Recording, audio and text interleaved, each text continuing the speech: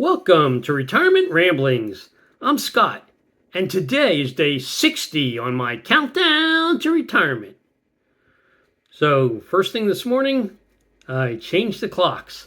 So we fell back and gained an extra hour of sleep.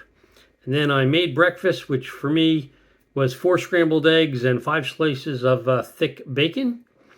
And then my wife and I watched CBS Sunday Morning with Jane Pauley. And then I had a bunch of shopping that I needed to go back and go do. So I ran out to Kroger and I picked up the chuck roast that I couldn't get the other day because the freezers were not functioning properly at the Kroger I normally shop at. So I went to a different Kroger, picked up 2 chuck roasts, and then I also got multiple packages of Oscar Mayer bacon and multiple packages of Clausen pickles that were on sale. Then I ran from there to Publix, where I ended up picking up Tide laundry detergent, which was on sale for a great price. We had just picked up a container at Costco, and then I saw the sale price, and rather than returning the stuff at Costco, I basically averaged down. So I bought the additional one and blended the cost together for that. So we should be good for quite a while now on the laundry detergent. And then I also picked up a package of Publix hot sausage.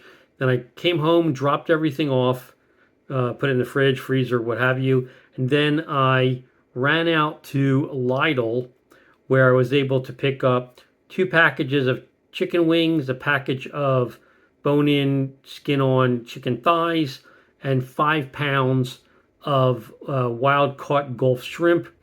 All those were on really good sale. So like the chicken thighs were 99 cents a pound. The chicken wings were $1.99 a pound. And the wild-caught peeled and deveined shrimp, large, were $6.99 a pound. So I picked up 5 pounds, but 2 of those were for my brother-in-law. So I left Lidl, and then on my way home, stopped by my brother-in-law's, dropped off the 2 pounds for him, and then came back to my house. And then I basically was pretty hungry by then, so I just cut myself a fairly thick slice of the Manchego cheese, just ate that.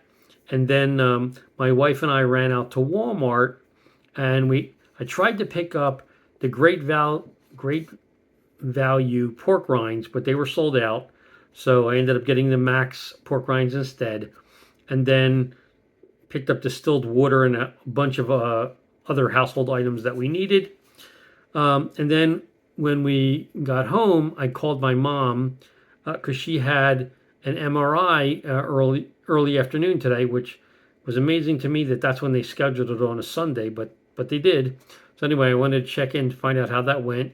Talked to her about that, got the basic details of it.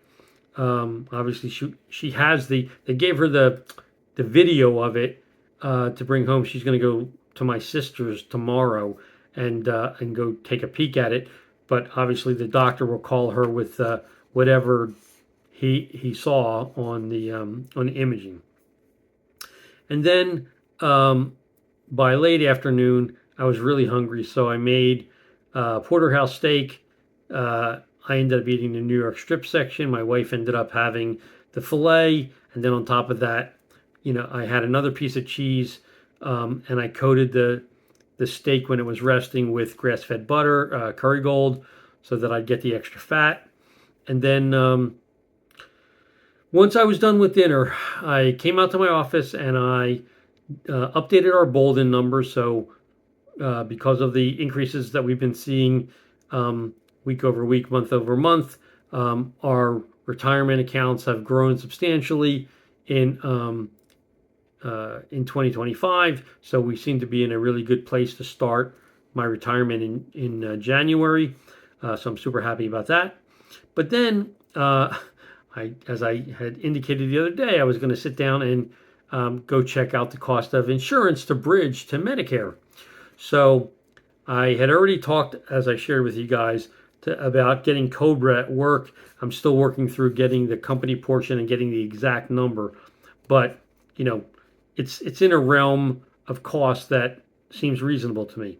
Well, then I went out to the Georgia Access website to check the available ACA um, plans in my area, as well as to figure out whether I'd be eligible for the ACA credits, which, so I basically assumed my wife's, if I assume my wife's salary, not salary, my wife's Social Security payment plus the dividends that we get off of like treasury bills or whatever that are in our regular brokerage account, so not something in an IRA or a Roth.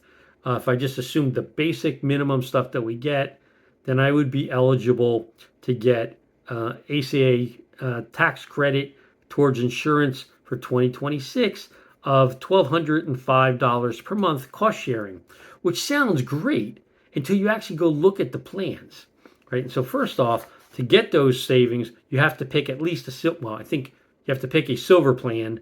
I don't think they let you go to a gold, but presumably you can't take a bronze. You have to be at least a silver plan.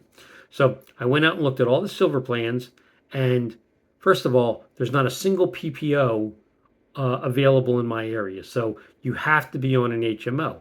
And so then I said, well, here's my doctors, here's the drugs that I take.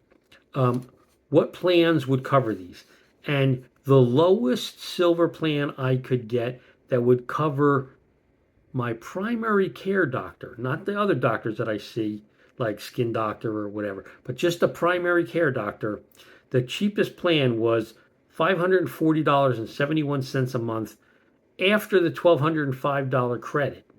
Okay. And it had a $3,000 deductible before you saw any benefit. Then I said, well, what's the lowest cost plan that would actually cover all of my doctors and prescriptions? And the lowest cost silver plan that does that has a $5,500 deductible, and it costs $785.32 a month after the $1,205 credit.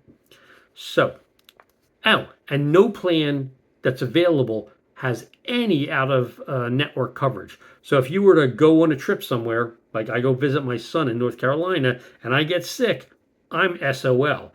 Like you cannot see a doctor, go to a hospital, you have to 100% out of pocket if you get sick outside of your local area. So clearly not good plans. Anyway, it really seems to me that the Cobra plan is going to work out the best. I still need to firm up what the actual price is going to be, but I know that my deductible would be $3,400. I know that they cover 100% of my doctors. They cover all of my prescriptions. They have an out-of-network coverage of 60%, and plus you still get the negotiated rates. And it would allow me to do Roth conversions because I wouldn't have to worry about what my income shows in 2026 to get the ACA credits.